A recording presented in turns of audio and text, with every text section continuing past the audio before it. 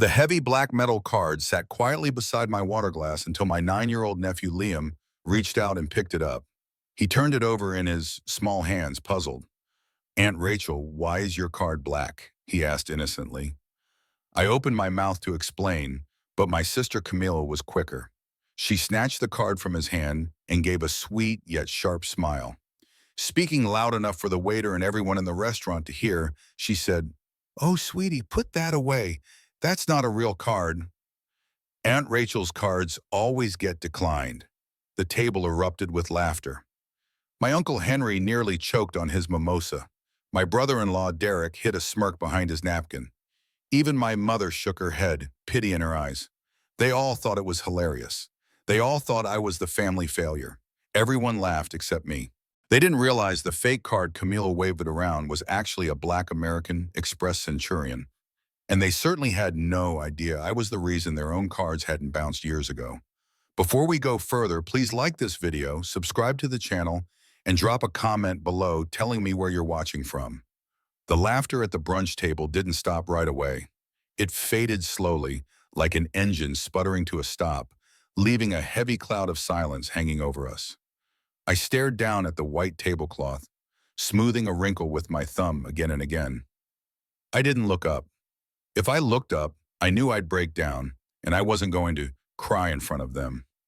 Finally, Camille placed my heavy black card back on the table. No gentle hand, just dropped it near my plate with a sharp clatter. "Don't look so sour, Rachel," Camille said, lifting her mimosa with a grin. "It was just a joke. You have to admit, it's funny. You with a fancy black card that doesn't even match your shoes." My mom, Linda, chuckled softly. "Be nice, Cammy," she said, but there was no bite in her voice. There rarely ever was. Then she turned to me, her face softening into that familiar look I hated, the pity. "Rachel, honey, maybe you should switch to a debit card. It's safer for your budget. You don't want to get into trouble with credit." I wanted to scream. I wanted to stand up, flip the table, and shout my bank balance across the whole restaurant. But I stayed frozen. I was 34 years old, yet in that moment, I felt like the little girl always told to sit quietly while her sister took center stage. This wasn't new. This old family dynamic was as familiar as the wallpaper in our childhood home. Camille was always the showstopper. She was the golden child, born smiling with blonde curls and big blue eyes that could melt even the coldest heart. She was bright, loud, and messy. I was Rachel, the dark-haired, quiet one who did homework on Friday nights to avoid stress on Sunday. If Camille broke a vase, it was just an accident because she was spirited. If I broke a plate, I was clumsy or careless. I remember when we were teenagers. Camille was 16, I was 14. She took our dad's car without asking and scraped its entire side on the garage door. She came into the kitchen in tears, her perfect face streaked with worry, hyperventilating about how sorry she was. My parents. She wouldn't have to worry about it come Sunday. Growing up, if Camilo broke a vase, it was because she was full of life. But if I broke a plate, it was always because I was clumsy or careless. I remember when we were teenagers, Camille was 16 and I was 14. She took Dad's car without asking and ended up scratching the entire side against the garage door. She came into the kitchen crying, her tears streaming down that flawless face, gasping for breath and begging for forgiveness. My parents, she hugged her tight, offering comfort. Mom made her some hot chocolate. "It's just a car, honey," Mom said softly, gently brushing Camille's hair. "We're just thankful you're okay." 2 weeks later, I got a B on a math test. Just one B. All my other grades were A's. Dad pulled me aside at the kitchen table, his face full of disappointment. "Rachel, you need to stay focused. Your grades are everything. You can't afford to mess up." No hot chocolate for me, just a lecture. That was the rule in our house. Camille needed to be protected. Rachel needed to perform under pressure. Camille was delicate, and I was tough. They believed I could carry the whole world on my shoulders, so they kept adding more weight. After Dad died 5 years ago, the weight wasn't just heavy, it was crushing. That's when everything shifted from unfair to unbearable. Dad had a heart attack just like that on a Tuesday. By Wednesday, Mom was broken. She couldn't handle anything. She couldn't make even the smallest decision. She just sat in Dad's favorite chair, staring at the wall. Camille turned useless in a crisis. She made the tragedy all about herself. At the funeral, she threw herself onto the casket, crying so hard the priest had to stop his sermon. Everyone was watching, full of pity. "Poor girl," they whispered. "She's heartbroken." Meanwhile, I was in the funeral home's back office, writing a check for $12,000. I was 29 then, just starting to make real money at the bank.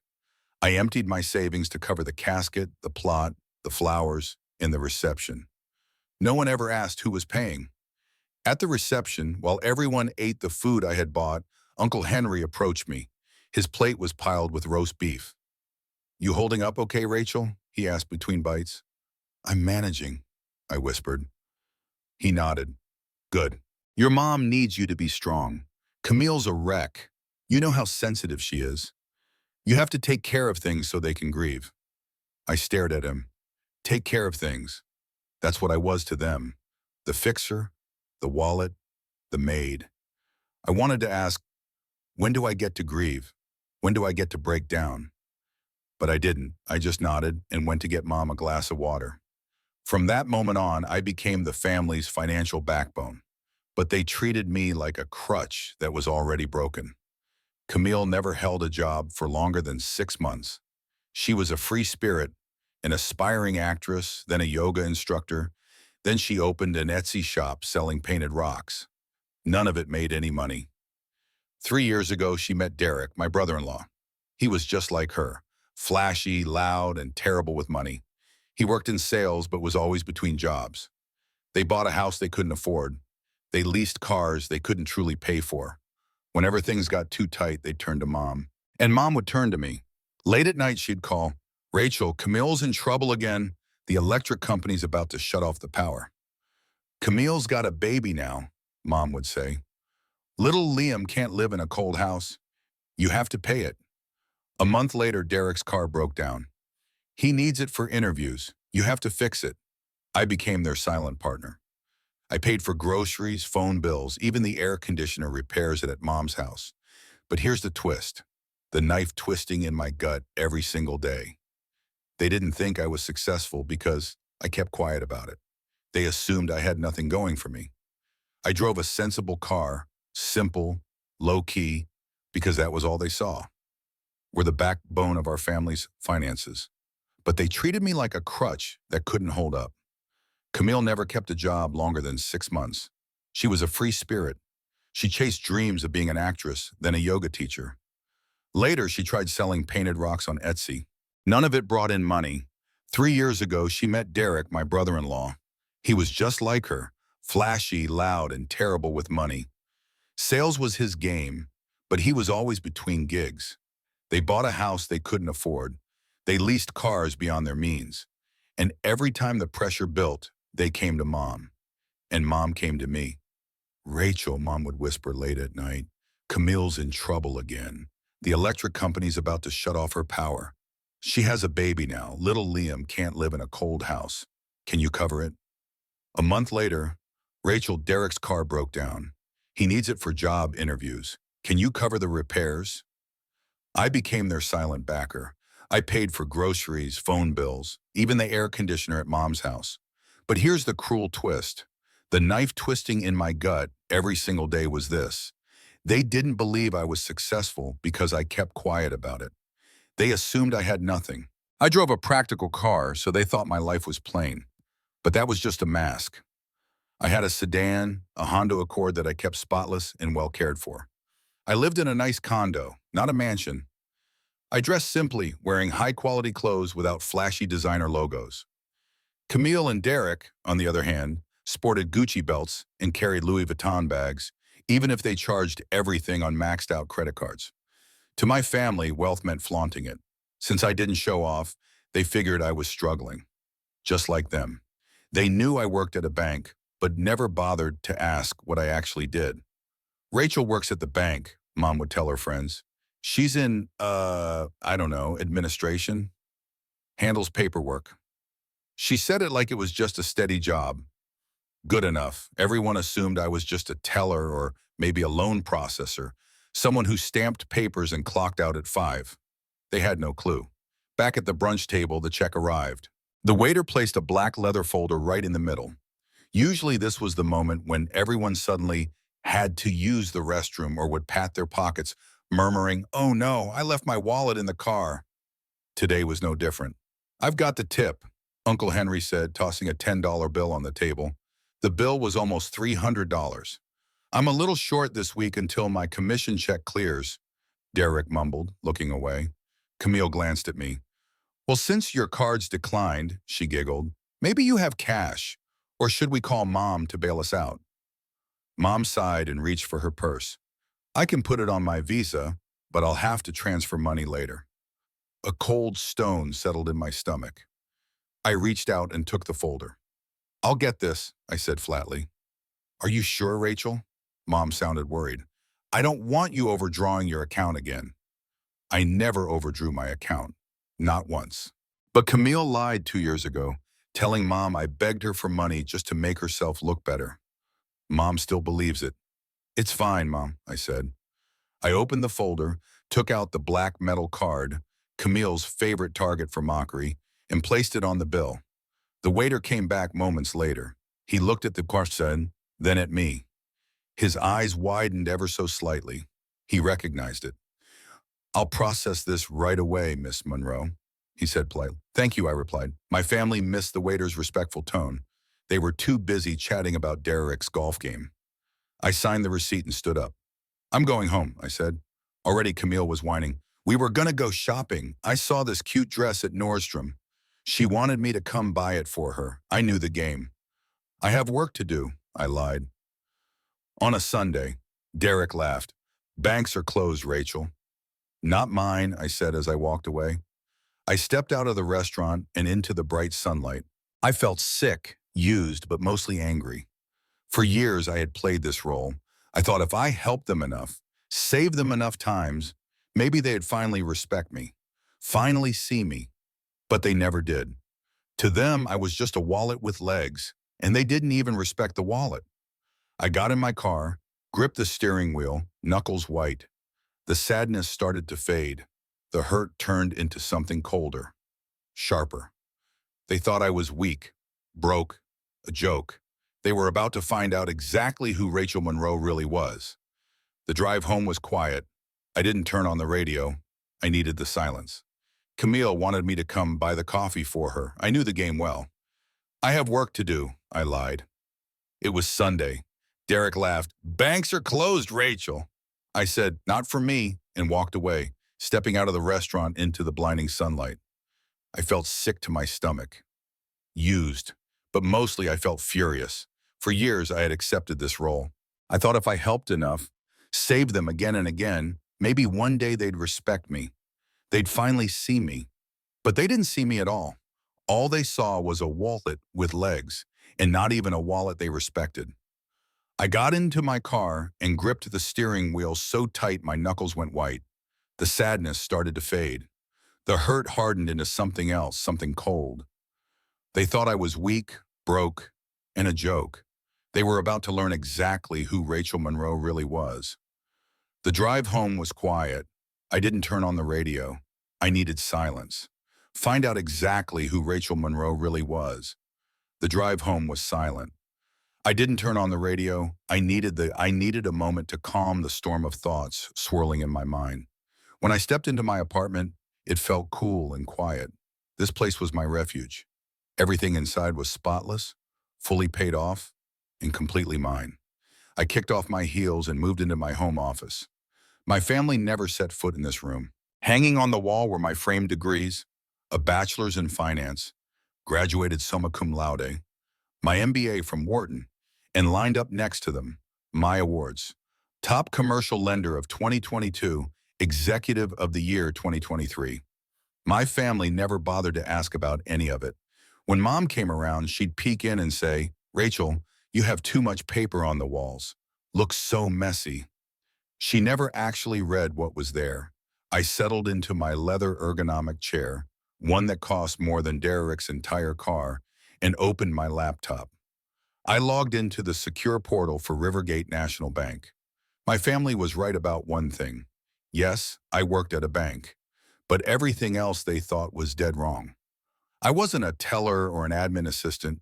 I was the senior vice president of commercial banking. I managed a portfolio worth over $400 million. dollars. Every day I made decisions that could build up or break down local businesses. I led a 20-person team, had a corner office with a clear view of the city skyline, and my salary? Let's just say I made more in a month than Derek did all year. The black card I carried, the American Express Centurion, was not something you applied for. It was by invitation only. To even be considered, you had to spend at least $250,000 a year on other Amex cards. The initiation fee was $10,000, and the annual fee was $5,000. It was forged from titanium, heavy and a symbol of the highest financial clout. And my sister? She called it fake. The irony? Almost laughable. But the biggest twist of all was that my family banked right where I worked, at Rivergate National.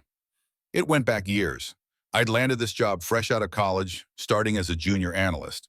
I told my family to switch their accounts to Rivergate so I could get them perks, free checking, better rates. They all moved their money. Mom with her retirement savings, Uncle Henry with his construction business account, even Camille and Derek with their joint account. Over the 12 years I climbed the ranks, I kept their accounts flagged in the system as VIPs. It was a standard perk for employees, families, and friends. That meant I could waive overdraft fees, speed up card replacements, and approve small credit limit bumps without tough credit checks.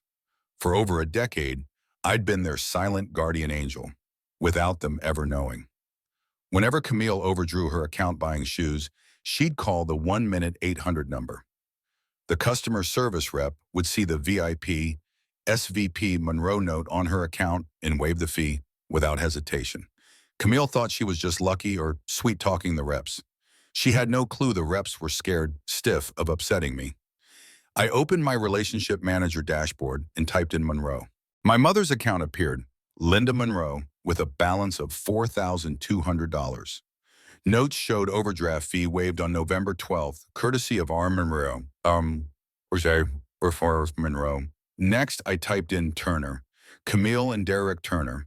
Checking balance, $142. Savings, $5. Credit card use at 98%.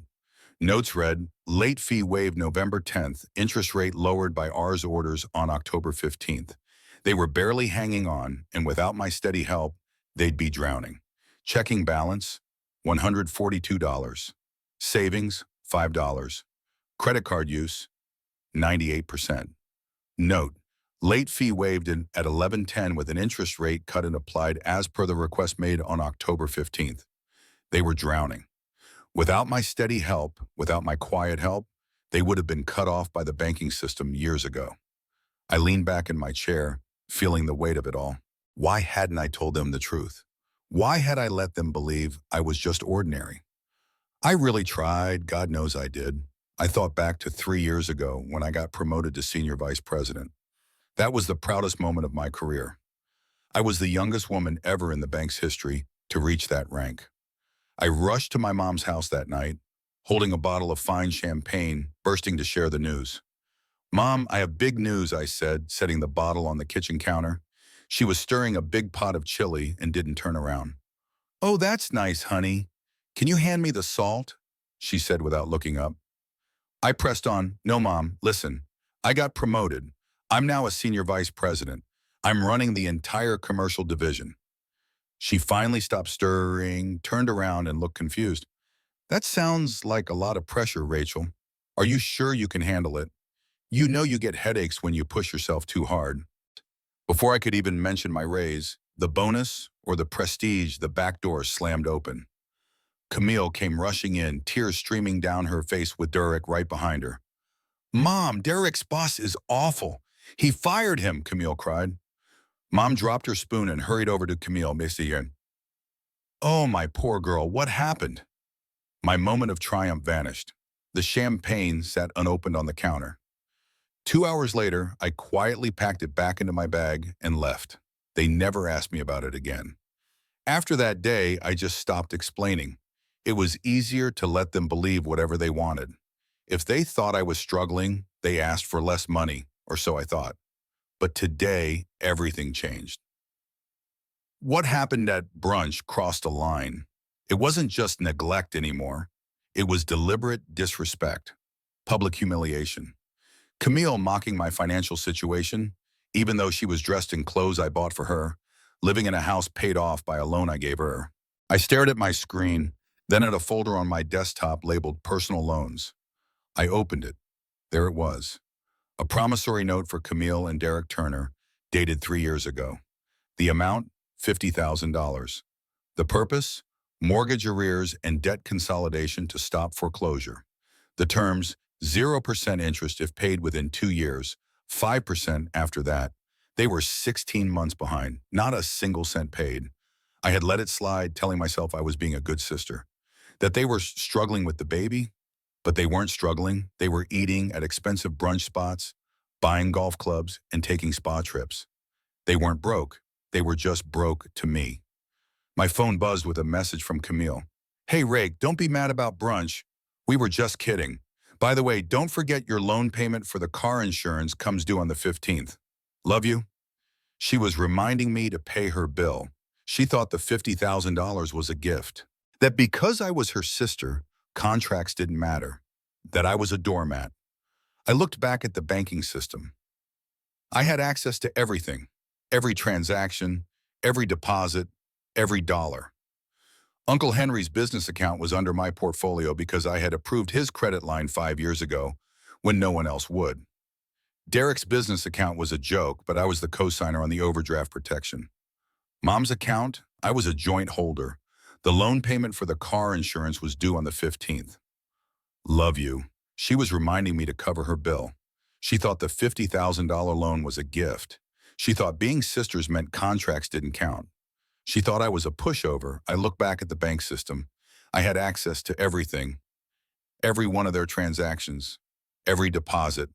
I could see it all. Their money trail led directly to Uncle Henry's business account. It was in my portfolio because 5 years ago, I had approved his line of credit when no one else would touch him. That belonged to Derek. His business account was a joke, but I was stuck as the co-signer on the overdraft protection. Mom's account, I was a joint holder there too. I was listed as the owner for estate planning, giving me full legal control over the funds. They handed me the key to their finances because they didn't want to deal with it themselves. They trusted me, Rachel, the one who handled the dull paperwork. They mocked me during brunch, laughed at the very person keeping their money safe. They made fun of their own lifeline. But a wave of cold, clear resolve swept over me. It was the kind of resolve I usually saved for high-stakes board meetings. I wasn't the little sister or the daughter anymore. In that moment, I was the senior vice president of commercial banking, and they were the delinquent clients. I picked up my phone but didn't answer Camille's text about the car insurance. Instead, I typed a single line back to her reminder. Always do. Then I turned back to my computer. It was Sunday night. The bank's security system ran deep scans in the early hours of Monday. If I flagged an account for review with a level 3 freeze, it would shut everything down. Credit cards, debit cards, online transfers, all stopped until the owner came in person to verify.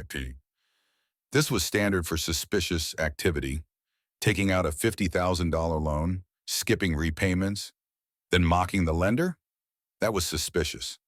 I cracked my knuckles, clicked into Camille's account, selected security freeze. Reason, verification of assets and unusual activity. Sent it, went to Mom's account, selected security freeze. Uncle Henry's account next.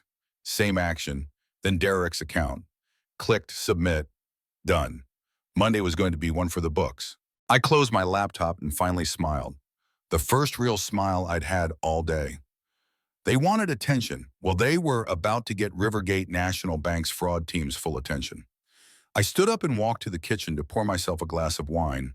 The fake card lay on the counter, gleaming under the kitchen light. Tomorrow they would learn the difference between a fake card and a frozen one. I didn't sleep well that Sunday night. Even though the plan was in motion, my heart was heavy. It's a strange feeling, preparing for battle against the people you're supposed to love. Lying in bed, staring at the ceiling, My mind drifted back 3 years. I needed to remember why I was doing this. I had to recall the day I made the biggest financial mistake of my life. It was a rainy Tuesday evening in November. I remember the rain because Derek tracked mud all over my cream carpet and didn't even say sorry. They showed up at my apartment without warning. Camille, Derek, and baby Liam, who was just 6 years old then.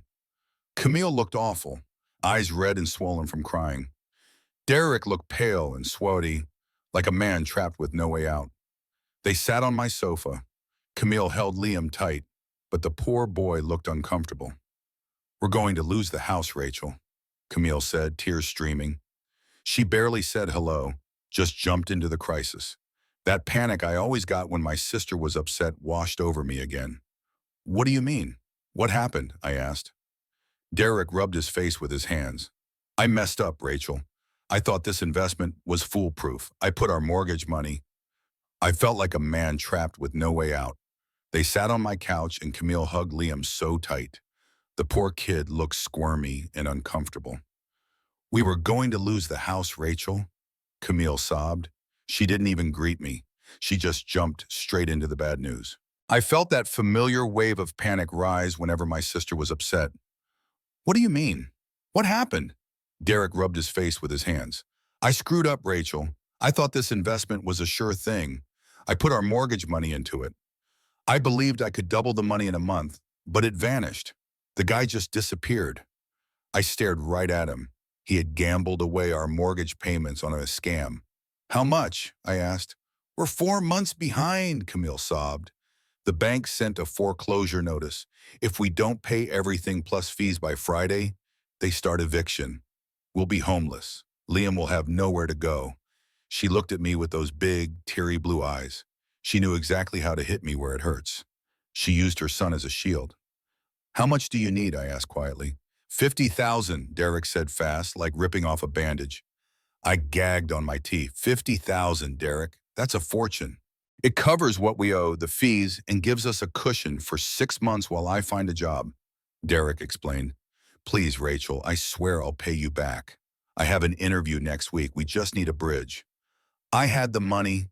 I'd been saving for years to buy a vacation home, a cabin by the lake. It was my dream, but this was my sister. This was my nephew. I couldn't let my nephew be homeless while my savings sat untouched. "Okay," I said. Camille squealed and hugged me. "Thank you. You're the best sister ever. You saved us." But I wasn't naive. Even then, I was a banker. "I'm drawing up a contract," I told them. Derek's smile faded. "We're family, Rachel." "It's 50,000, Derek. It's a loan, not a gift. I need it on paper." I went to my computer and typed a simple promissory note. Principal, 50,000. Interest, I kept it low. Repayment, no payments for 6 months, then 1,000 a month till paid in full. Default clause, missed payments and the whole balance is due immediately. They signed it without reading, just scribbling to get the money fast. I handed Derek the check. He held it like winning the lottery. "You won't regret this," he said. "We'll start paying in 6 months." Camille promised. "I swear." That was 3 years ago. For 6 months, silence. That was the deal. Month 7 arrived, no payment. I waited a week, then texted Camille. "Hey, just a reminder, the first loan payment is due." 4 hours later, she replied, "Sorry, Derek's car needed new tires. Can we double up next month?" "Fine," I said. Month 8 came. No payment. Then Camille texted, "Rachel, stop harassing us. Liam needs braces. Do you want him to have crooked teeth? We'll pay when we can." Harassing? I was just asking for my own money back. Month 12, month 16, month 20, not a single penny. But I saw their life on social media. Pictures from Disney World trips. A massive new flat-screen TV in the background of their photos. Camille's designer purses. When I asked Mom about it, she defended them. "Rachel, you have so much. They have so little. Why count every penny? You know they're struggling." They weren't struggling. They were spending my cabin money. The final straw wasn't the money itself. It was their sense of entitlement. After the brunch where they humiliated me, Camille had the nerve to text me. I picked up my phone from the nightstand and read it again. "Don't forget the loan payment due on the 15th. She wasn't talking about paying me back. She meant a small personal loan I took out for her car insurance 2 years ago because her credit was too low. Either Disney World trip. I noticed the new huge flat-screen TV in the background of their living room. I saw Camille's designer purses. When I asked Mom about it, she defended them. Rachel, you have so much. They have so little. Why are you pinching pennies? You know they're struggling. But they weren't struggling. They were blowing through the money we had saved for the cabin. The final straw wasn't the money itself. It was the attitude of entitlement. Last night, after that humiliating brunch, Camille had the nerve to text me. I picked up my phone from the nightstand and stared at the message again. Don't forget the loan payment due on the 15th. She wasn't reminding me to pay her back. She was talking about a small personal loan I'd taken out in my name for her car insurance 2 years ago because her credit score was too low. I had been paying it automatically. She was essentially telling me to pay her bill. She treated me like a servant. She thought I was dumb. She thought because I stayed quiet, I was weak. I glanced at my reply glowing on the screen in the dark room. She always did. She probably read that and thought, good little Rachel. She'll handle it. She had no clue what my message really meant. I set the phone down and closed my eyes. The sadness vanished. The sister who tried to save everyone was gone. Tomorrow morning, I wasn't going to be Aunt Rachel. I wasn't going to be the nice sister. I was going to be the bank. And the bank always collects. Monday morning dawned with a bright blue sky. It was a beautiful day. I woke up at 6 a.m., took a shower, dressed in my sharpest charcoal gray suit, and applied my makeup with care. I pulled my hair back into a tight professional bun. I looked in the mirror. I didn't look like a victim. I looked like a shark. I drove to Rivergate National Headquarters. The security guard at the front desk nodded to me. Good morning, Miss Monroe. Good morning, John, I said, keeping my voice steady. I took the elevator to the 12th floor, the executive floor. It was quiet up here. The plush carpet muffled the sound of my heels. I walked into my corner office. My assistant, Jessica, was already there sorting through my schedule. Good morning, Rachel, she said cheerfully. You have a compliance meeting at 10 and a lunch with the regional director at noon. Cancel luncheon, I said. I'm going to be busy dealing with some internal account issues. Jessica looked surprised but nodded. Okay, do you want me to order you something in? No, I'll be fine. I walked into my office and closed the door. I sat at my desk and docked my laptop. I pulled up the system. The clock on my screen showed 8:30 a.m.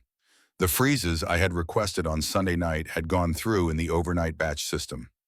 Camille and Derek Turner, status frozen.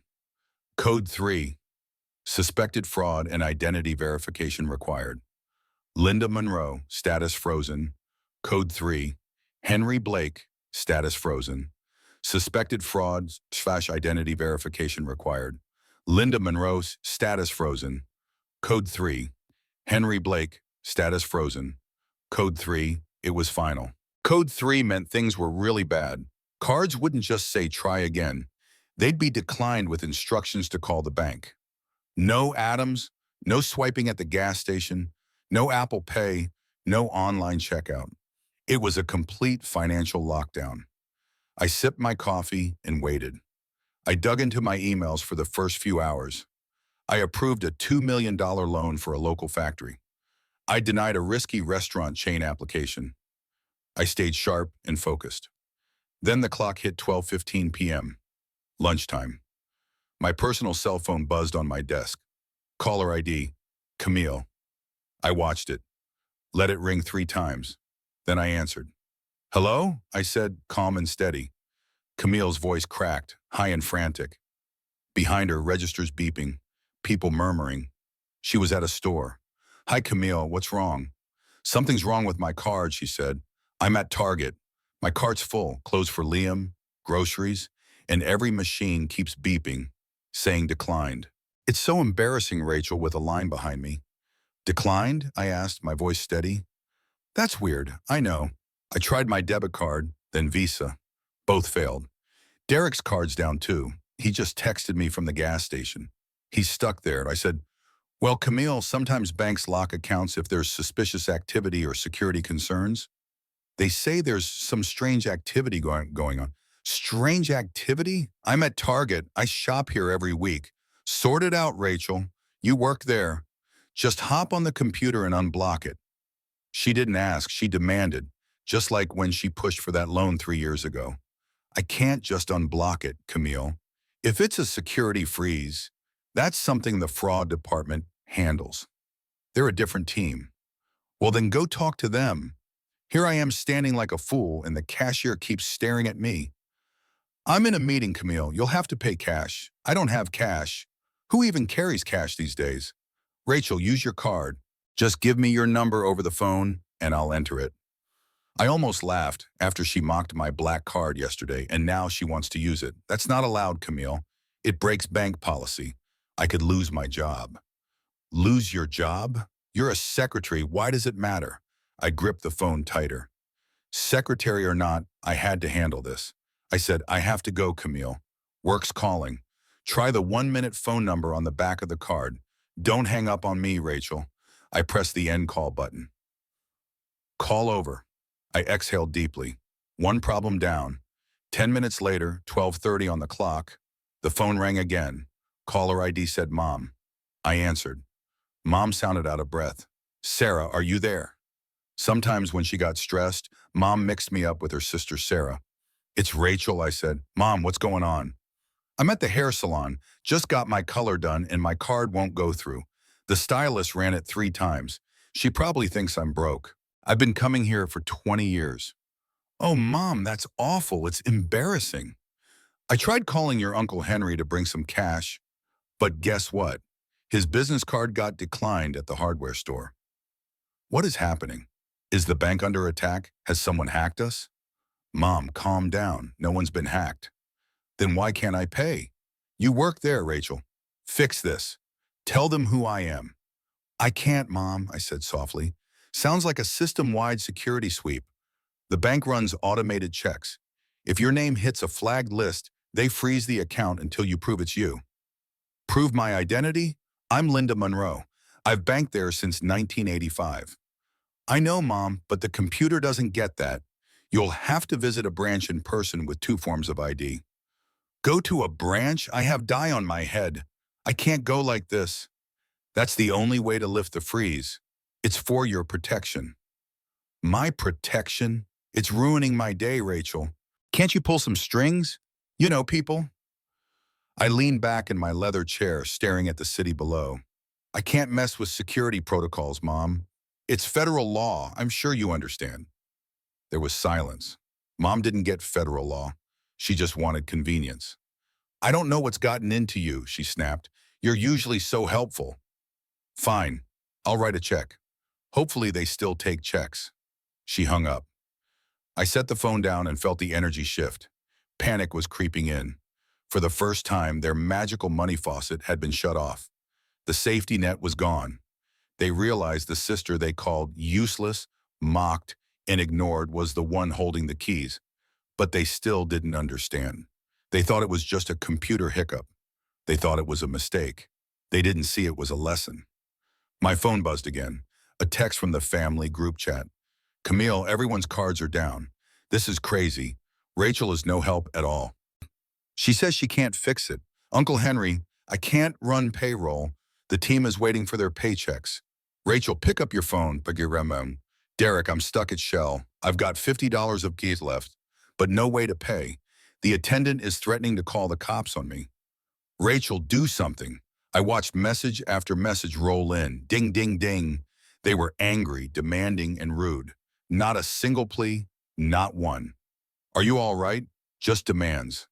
I opened the chat. I didn't type a word. I just watched. I let them panic for a full hour. I let Uncle Henry sweat over payroll. I let Derek argue with the gas station attendant. I let Camille stand fuming and embarrassed in the line at Target's customer service.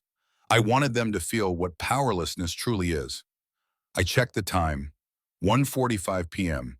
It was time to drop the bomb. I opened the chat and started typing. My phone vibrated so hard on the mahogany desk, it sounded like a furious hornet. Bzzz, I didn't pick up. I just watched the screen lighting up with notification after notification. The family group chat called Monroe Family Fun usually held birthday wishes or mom's blurry garden photos. Today it was a battlefield. I took a sip of water. My hands were steady. My heart beat a little faster than usual. Not fear, ishayham, fear, but adrenaline. The rush just before you dive off a high board. I opened the chat to read the flood of panic messages. Uncle Henry said, "I'm at the supplier. Card declined. Code 3, that means fraud." Rachel, did you hit the wrong button at work? Mom said, "I had to write a check." A check? A stylist even looked at me like I was from another era. "This is unacceptable. Fix it now." Derek wrote, "Still at the gas station. Police are coming if I can't pay. Have to call a buddy to bring cash. This is humiliating." Rachel, are you reading this? Then Camille chimed in. From Target, pushing a cart of stuff she didn't need, paid for with cash she didn't earn. Camille said, "She's reading it. She just doesn't care. Probably enjoying this. Jealousy's a disease, Rachel. Get well soon." I stared at that message. Jealousy? She thought I was jealous? Jealous of her failing marriage, her debts, her struggle to buy a loaf of bread without checking her balance? I kept reading. Camille said, maybe if Rachel had a real job instead of pretending to be important at the bank, she could actually do something. But no, she's probably just a paper pusher who broke the system. This is why you don't hire family. That line snapped the last thread of my patience. Pretending to be important? I looked around my office, the skyline view, the Crystal Award for top commercial lender. I'd spent 12 years working 12-hour days, missed dates, parties. I studied while others slept, worked while others played, and she thought I was faking it. I cracked my knuckles. Time to show them the real Rachel Monroe. I didn't type fast. I typed slow and deliberate, making every word count. I typed, "I'm listening and I'm reading." The chat went silent for a moment. They saw the typing bubbles. Camille finally said, "Fix it." I replied, "I cannot fix a security freeze placed due to high-risk activity and default on debt obligations." Derek, I stared out at the city skyline. My Crystal Award sat on the shelf. Top commercial lender. 12 years of 12-hour days, missing dates, parties, studying while others slept, working while they played, and she thought I was faking. I cracked my knuckles. Time to show them the real Rachel Monroe. I didn't type fast. I typed slow, deliberate, every word perfect. I typed, "I am listening and reading." The chat went quiet. They saw the typing bubbles. Camille finally typed, "Fix it." I replied, "I cannot lift a security freeze placed due to high-risk activity and unpaid debts." Derek, me. I cannot fix a security freeze that was placed due to high-risk activity and default on debt obligations. Derek, what are you talking about? What debt? I pay my minimum payments. Me. I'm not talking about your visa minimums, Derek. And as for my job, I paused and took a breath. Me. I am not just a paper pusher. I am the Senior Vice President of Commercial Banking for this whole region. I manage $400 million in assets, and that includes every single one of your accounts. For my job, I paused and took a breath. I'm not just a paperwork juggler. I'm the Senior Vice President of Commercial Banking for this whole region. I manage $400 million in assets, including every one of your accounts. I hit send and watched the screen. No one replied. The typing dots appeared, then disappeared. They were confused. They didn't believe me. Camille said, "Okay, Rachel, dream on, SVP. You drive a Honda." She still didn't get it. She measured success by the logo on a car, not the balance in the bank. Me. The freezes on your accounts are standard for clients flagged as risky or linked to bad loans. The system flagged you. They were confused. They didn't believe me. Camille said, "Okay, Rachel, dream on, SVP. You drive a Honda." She measured success by the car on the driveway, not the balance in the bank. I said, "The freezes on your accounts are standard protocol for clients linked to defaulted loans or unstable finances. The system, Mom, Rachel, quit the nonsense. Unfreeze my money. I am your mother." Me? The holds will lift in 48 hours once you visit a branch in person to verify your identity. That's bank policy. I can't change it. Clears freezes within 48 hours once you visit a branch and confirm your identity. That's bank policy. I can't change that. Uncle Henry, 48 hours. I can't wait that long. I have a business to run. Me? Maybe you should have handled your co-signer responsibility better. I paused. Then I typed the message I'd been waiting 3 years to send. Me, by the way, Camille and Derek, speaking of defaulted loans, your $50,000 personal loan to me is now officially in default. And your co-signer status? That won't improve your situation. I waited a beat, then sent the message I'd been saving for 3 years. By the way, Camille and Derek, speaking of defaulted loans, your $50,000 personal loan to me is officially in default now. Per your contract, the full balance is due immediately. I hit send and leaned back. The grenade was thrown. Now I just had to watch the explosion. The silence in the chat was heavy and lasted a full 2 minutes. I imagined them scrambling. Derek probably dropping his phone. Camille staring at the screen, mouth agape. Now it was time to watch the fallout. Silence blanketed the group chat for a full 2 minutes. I pictured the chaos. Derek probably dropping his phone, Camille frozen, mouth wide open at the screen. Then Mom looking between her phone and her reflection in the salon mirror, trying to make sense of it all. Then the notifications blew up. Camille. What? You said we could pay when we could. We're family. You can't just demand $50,000. Derek, we don't have $50,000. Rachel, you know that. This is crazy. Notifications exploded. Camille, what? You said we could pay when we could. We're family. You can't just, Mom, Rachel, what's going on? You loaned them money. Why bring this up now? You're freezing our accounts over a personal fight. That's illegal. I'm calling your boss. I smiled coldly. Me? Actually, Mom, go ahead and call my boss. His name is Mr. Henderson. He's right next door, but he'll say the same thing. I have full legal authority over your accounts. Loan them money. Why bring this up now? You're freezing our accounts over a personal fight. That's illegal. I'm calling your boss. I smiled sharply. Me? Actually, Mom, go ahead and call my boss. His name's Mr. Henderson. He's right next door in the office. But trust me, he'll tell you the same thing. I have full legal authority over your me, and it's not illegal. You all signed agreements when you opened your accounts. And when I co-signed your loans to help you get approved, you signed papers listing me as a joint holder or authorized administrator. Loans to help you get approval. You signed the papers listing me as a joint holder and authorized administrator. Uncle Henry, I never signed that. Me, yes, you did, Henry, 5 years ago. Page 14, paragraph 3 of your business loan agreement. What is the Rachel Monroe is designated account overseer with full admin rights. You just didn't read it. You only wanted the money. The loan agreement names Rachel Monroe as the account overseer with full admin rights. You didn't, Mom. Wait, how do you know what we spend? How do you know about Henry's payroll? This was the part that would hurt them the most. The exposure. They loved pretending they were rich. They loved faking success. They lied to their friends. They lied to each other. And worst of all, they lied to me. But numbers don't lie. And I had all the numbers. Realize this was the part that would hurt them most. Exposure. They like to play rich. They like to pretend they're successful. They lied to their friends. They lied to each other.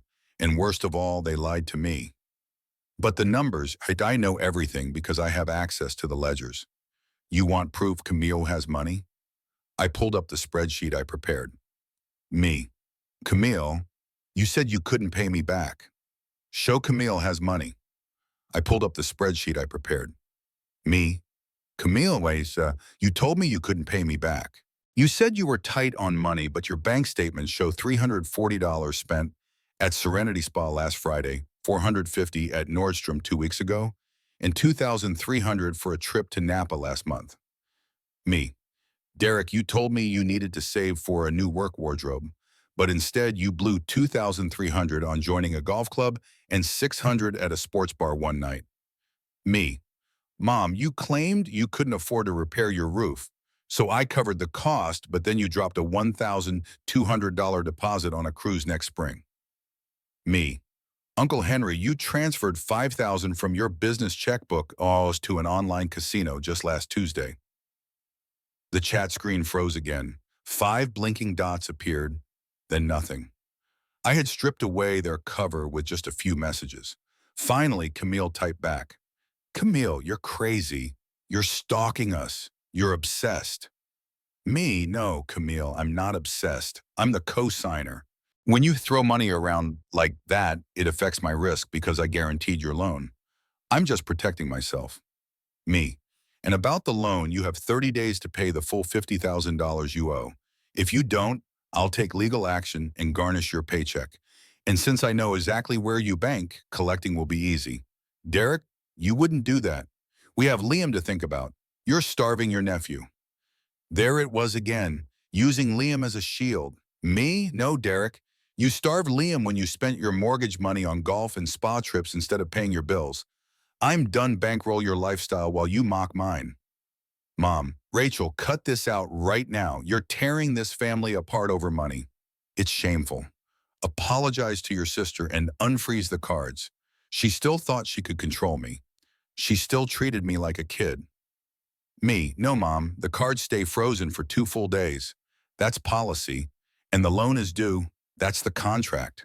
Me, yesterday you laughed at me, said my card was declined, called me a failure. Well, now you know the truth. I own the bank, and your credit just got declined. I hung up the phone. My hands trembled, not from weakness, but from releasing years of built-up stress. It was like finally standing tall after a decade of being bent over. My office door creaked open. Jessica, my assistant, peeked in looking anxious. Rachel, there's a man in the lobby. He's yelling, says he's your brother-in-law, wants to see you. I glanced at the door. Derek was here. I smoothed my skirt and adjusted my glasses. Let him in, I said calmly. But call security, have them wait just outside. Jessica nodded, wide-eyed, and slipped out. I turned around, ready. They thought they could bully me here. No, they were in my space now. I waited for the elevator's ding. The fight wasn't over. It had just moved from screen to real life. I was ready. Down the hall, elevator doors dinged again. Heavy footsteps stomped closer. Jessica looked pale, standing by my door. I gave her a nod. It's okay, Jessica. Go to your desk. The door burst open. Derek didn't bother to knock. His face was red and sweaty, looked like he'd sprinted all the way from the gas station. He wore a business casual polo, but right now he looked anything but a businessman. He recklessly, it raises my risk because I vouched for you. I'm just protecting my own risk. Me. And about the loan, you have 30 days to pay the entire balance of $50,000. If you don't, I'll take you to court. I'll garnish your wages. And since I know exactly where your accounts are, collecting will be easy. Derek, you wouldn't do that. We have Liam. You're going to starve your nephew. There it was again, using Liam as a shield. Me? No, Derek. You starved Liam when you blew your mortgage money on golf and spa days instead of paying your debts. I'm done funding your playboy lifestyle while you mock mine. Mom, Rachel, stop this now. You're tearing this family apart over money. It's disgraceful. Apologize to your sister and unfreeze the cards. She still thought she could boss me around. She still thought I was a kid. Me. No, Mom. The cards stay frozen for 48 hours. That's policy. And the loan is due. That's contract. Me. You laughed at me yesterday. Said my card was declined.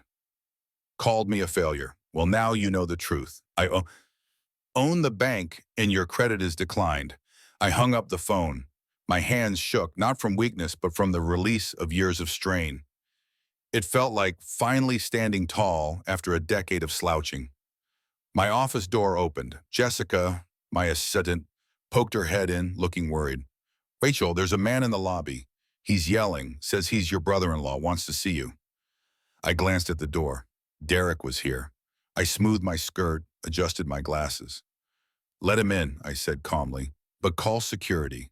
Have them wait outside, just in case. Jessica nodded, eyes wide, then closed the door. I turned my chair toward the door. They thought they could intimidate me here. No way. This was my space now. I waited for the elevator bell. The fight wasn't over. It was shifting from digital to face, and I was ready. The elevator down the hall dinged. Heavy footsteps stomped toward my office. Jessica looked pale as she stood by the door. I nodded to her.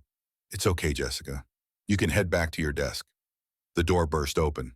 Derek didn't knock. He stormed in, face flushed and sweaty, like he'd run all the way from the gas station. He wore a business casual polo, but right now he didn't look like a businessman at all. His Derek didn't knock. He barged in, his face red and sweaty. He looked like a man who had run all the way from the gas station. He was wearing his business casual polo shirt, but right now he didn't look like a businessman. He looked like a bully. Two security guards followed right behind him, but I raised my hand. Wait outside, I told them. I'll call if I need you. They stepped back, but kept the door slightly open. Derek slammed his hands down on my desk. He leaned over, trying to intimidate me. It was a tactic he used on waiters and sales clerks to get his way. Fix this, he snarled. Right now. I didn't flinch. I stayed seated. I took a slow sip of water. Hello, Derek, I said calmly. Please have a seat. I'm not sitting down, he yelled. You embarrassed me. I had to call a friend to bring me cash for gas. Do you have any idea how that looks? I look like a broke loser.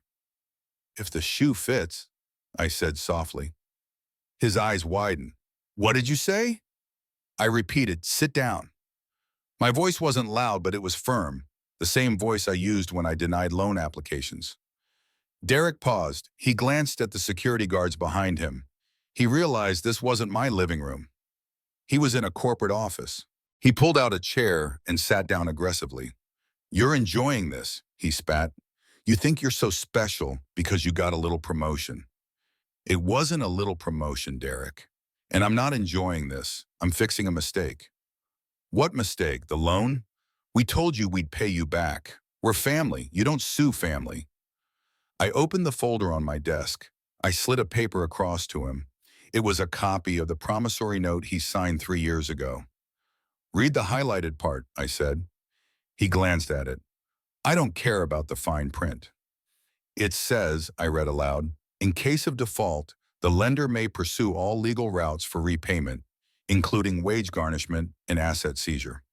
You wouldn't garnish my wages, he laughed nervously. I barely make anything these days. I know, I said. I see your deposits, but Camille drives a nice car. And you have a boat in the driveway. Those are assets. Derek's face turned pale. You're going to take our boat. I'll take whatever equals $50,000 plus interest, I said, which, by the way, brings the total to $62,000. His eyes locked on me. For the first time, I saw real fear. He realized I wasn't the shy sister-in-law anymore. I was a creditor. Why are you doing this, Rachel? He asked quietly. Is it because of brunch? Because Camille made a joke? It wasn't a joke, Derek. It was the truth. You all think I'm a joke. You take my money, you use my influence to keep your bank accounts open, and then you laugh at me in public. I leaned in. The free ride is over, Derek. The ATM is closed. You have 30 days to wire the money. If not, my lawyer files papers on day 31. He stood up, trying to hold his dignity, but he looked exhausted. You're going to regret this, he said. Camille will never forgive you. Mom will never forgive you. I can live with that, I said. Can you live with a foreclosure? He didn't answer. He turned and walked out. I watched him leave. My heart pounded against my ribs, but my hands stayed steady. I picked up the phone and called security. Escort Mr. Turner out, I said, and take his name off the guest list. He's not welcome back. The next week was a storm of silence and noise. The silence was from me. I ignored their texts and calls. The noise came from them. Mom left me 12 voicemails. First she was angry, then she was crying, then she begged. Rachel, please, Camille is... Hands were steady. I picked up the phone to call security. Escort Mr. Turner out of the building, and I said, and make sure he's removed. His name from the guest list. He's not welcome back. The next week was a storm of silence and noise. The silence came from me. I didn't answer their texts. I didn't answer their calls. The noise came from them. Mom left me 12 voicemails. First she was angry, then she was crying, then she was bargaining. Rachel, please, Camille is... She's losing it. She says I'm ruining her life. Rachel, I'm your mother. How can you act like we're total strangers, Rachel? Just pick up the phone. I heard their messages, but I didn't delete them. I saved them instead. They were reminders why I had to stay strong. On Wednesday, their account's 48-hour freeze ended. They each went to the branch alone to confirm their identities. Later, my branch manager, Sarah, told me about it. Your sister came by, Sarah said over coffee. She was furious. She tried yelling at the teller. I stepped in. I told her her account was flagged for high-risk activity because of too many overdrafts. She went silent real quick after that. Good, I thought. Then your mother came in, Sarah added. She looked so sad. Kept asking if you were there. I told her you were still in meetings. I felt a sharp sting of guilt, but pushed it down. Mom had enabled this for 30 years. She was part of the problem. The loan repayment deadline loomed. Day 25, day 26, day 27. No word from Derek since he left my office. I started getting the legal papers ready. I was all set to take them to court. Then, on Friday morning, day 29, my computer buzzed. Incoming wire transfer, $62,000 from Derek and Camille Turner. Bank, Fidelity Investments. They paid. I stared at the screen. They actually paid. I clicked the details. The money came from an investment account. Looks like Derek cashed out a 401k or sold stocks, so the money was there. For 3 years, they told me they were broke, couldn't afford $100 a month, made me pay for their groceries. But when it mattered, when they saw I was serious, they scraped together $62,000 in under a month. They weren't broke, they were just greedy, hoarding their own money while spending mine. Anger hit me, hot and sharp, but then it faded, leaving only relief. I was finally free. I transferred the money right away, put it toward my mortgage principal, paid off a big chunk of my condo. My phone buzzed, a text from Camille. Money sent. Happy now? Don't expect us at Christmas. I didn't reply. I didn't need to be happy. I just needed to be paid. And I didn't need to be at Christmas watching them open gifts they couldn't afford. I closed my laptop. It was 5 p.m. on a Friday. I packed up my bag, left my office, said goodbye to Jessica, and headed to the elevator. For the first time in years, I didn't feel the heavy weight of my family on my shoulders. I felt light. 2 weeks later, another Sunday came. Normally, Sunday meant family brunch, driving to a restaurant, hearing Camille brag, Mom criticizing my hair, and silently footing the bill. But this Sunday, I woke up at 9 a.m. without an alarm. Sun was streaming through my sheer curtains. I made myself a good cup of coffee, not the cheap stuff, and sat on my balcony. No brunch, no invite. And it felt wonderful. Around 11, my phone rang. It was Camille's number. My stomach nodded for a moment. I thought about ignoring it, but then I said, no, I'm done hiding. I picked up. Hello? Hi, Aunt Rachel. It wasn't Camille at all. It was a soft little voice, my nephew Liam. My heart softened right away. Hey, buddy, is everything okay? Camille it was a small, quiet voice.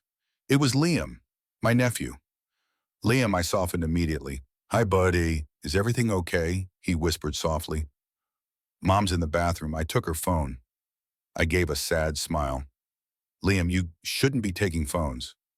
I know, but I wanted to call you. Why aren't you at brunch? We're at the pancake place. Oh, I said, I'm taking a little break from brunch, sweetheart. Liam's voice was innocent. Mom says you're mean now. She says you stole our money and don't love us anymore. That stung. Of course, Camille was turning him against me. That was her way. Liam, listen to me. I said, I said it's steady but kind. That's not true. Adults have a tricky argument sometimes. It's about money and rules, but it's not about you. I love you very much. I will always be your aunt. Okay, he said, relief clear in his voice. Can I still come over and play video games sometime? I hope so, I answered. We'll see what your mom thinks. But I'm here for you, always. Okay, Mom's coming back. Bye. The line went dead. I set the phone down, knowing this was going to be tough. I'd missed parts of his childhood. That was the price of standing up for myself. Then I looked around my quiet apartment. It was peaceful. It was mine. I wasn't a victim anymore. I wasn't a doormat. I realized I'd spent years trying to buy their love. I thought if I took them out to dinner, they'd love me. If I fixed their problems, they'd appreciate me. But love you have to buy isn't love, it's business. And I was officially closed for business. I finished my coffee and stretched. I had plans for the day, real plans. I was going hiking, then reading a book, and cooking myself the dinner I wanted. I didn't need their approval. I didn't need their sorries. I had my dignity, my self-respect, and my money. Sometimes the best revenge isn't yelling or fighting. It's just living your life, successful and happy without them. I smiled at the city skyline. The fake black card was in my wallet. The pretend job started Monday. Rachel Monroe was finally doing all right. They laughed at my declined card before. Now they're paying back every penny they owe me. If you've ever been underestimated by family or had to cut toxic people out to save yourself, hit subscribe. Tell me in the comments, have you ever had to be the bad guy just to earn respect? Because sometimes quiet revenge speaks the loudest. For a declined card, now they're paying back every cent they owed. If you've ever been underestimated by your own family, or if you've ever had to cut off toxic people to save yourself, hit that subscribe button. Tell me in the comments, have you ever had to be the bad guy just to get respect? Because sometimes quiet revenge is the loudest kind of